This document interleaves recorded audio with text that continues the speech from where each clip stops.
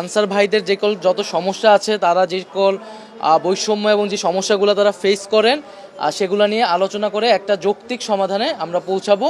এখন থেকে রেস্ট প্রথা থাকবে না আনসারে। ওনারা 3 বছর চাকরি করার পরে 6 মাস যাবৎ ওনারা রেস্টে থাকে, এরপরে ওনারা আবার অঙ্গীভূত হয় 6 মাস পরে। এই 6 মাস ওনাদের জীবন জীবিকাটা একটু দুর্দশার মধ্যে থাকে। 3 উপদেষ্টা এবং অন্যান্য যারা সহকর্মী সবার সাথে আলোচনা করে আমরা একটা সিদ্ধান্ত উপনীত হয়েছি, এখন থেকে রেস্ট প্রথা থাকবে না আনসারে।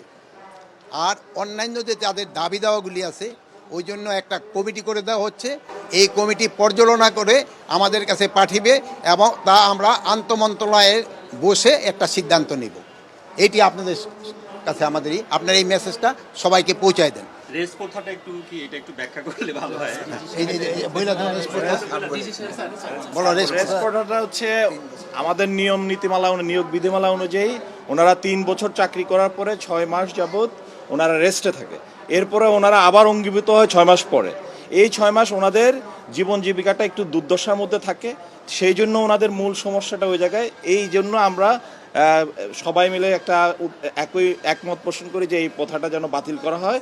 নিয়োগ বিধিমালা থেকে সেটা আমরা কিভাবে বাতিল করা হবে, সেই প্রক্রিয়াটার মাধ্যমে আমরা এটাকে রেগুলার জব হিসাবে কিভাবে করা যায় সেটা আমরা তদন্ত কমিটি করেছেন, সেটা রিপোর্ট তদন্ত না, এটা একটা কমিটি, সুপারিশ প্রণয়ন করার কমিটি। সেটা 7 দিনের মধ্যে আমরা মন্ত্রণালয়কে সেই ইয়াটা পেশ করবো, যেখানে আনসারের যারা সাধারণ আনসারের প্রতিনিধিরা থাকবেন 4 জন, সেই 4 জন প্রতিনিধি সেই সুপারিশ প্রণয়নে আমাদেরকে সাহায্য করবে এবং তাদের দাবি দেওয়ার ভিত্তিতেই সেই সুপারিশগুলোকে আমরা আমাদের মন্ত্রণালয়ের জন্য প্রণয়ন করব। তাদের যে জাতীয়করণের যে দাবিটা আছে, মানে সেটা নিয়ে কি? সেটার সাথে আসলে ওদের সমস্যার জায়গাটা একটু ভিন্ন। সমস্যাটা এই জন্য যে সমস্যার জায়গা যেটা আমরা যেটা স্যার বলেছেন, উপদেষ্টা মহোদয় বলেছেন, সেই জায়গাটা নিয়ে আমরা ইনশাল্লাহ বাকি সব সমস্যা নিয়ে আমরা কাজ করব। বক্তব্যই আমরা যেহেতু একটা কমিটি হয়েছে, এটা বিচার বিশ্লেষণ করে এবং এটা যেহেতু আরও অন্যান্য মন্ত্রণালয়ের সাথে সম্পর্কযুক্ত এবং আমাদের একটা জাতীয় সংকটও এখন চলতেছে, বন্যা সংকট চলতেছে, আমাদের কিন্তু অনেক দিকে কাজ করা লাগতেছে। এই দুর্যোগ কালের ভিতরেও আমরা ওই কমিটি মূলত এটা বিচার বিশ্লেষণ করবে এবং সুপারিশ করবে। সেখানে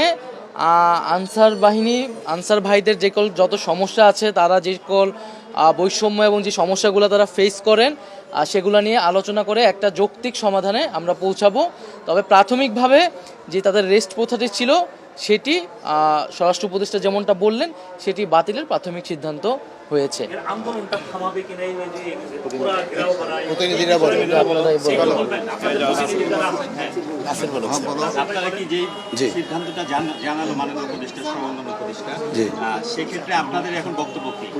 আমাদের বক্তব্য হচ্ছে, স্যাররা অনেক আন্তরিক, আমাদের অনেক সময় দিয়েছেন, এর জন্য স্যারদের ধন্যবাদ। এবং আমরা যে হয়তোবা রাষ্ট্রের বা একটু অশান্তি বা একটু অসুবিধা তৈরি করছি, এর জন্য আমরা আমাদের সেই বৈষম্য দূর করার জন্য আমরা স্বরাষ্ট্র উপদেষ্টা স্যারের কাছে আমরা আন্তরিকভাবে দুঃখিত।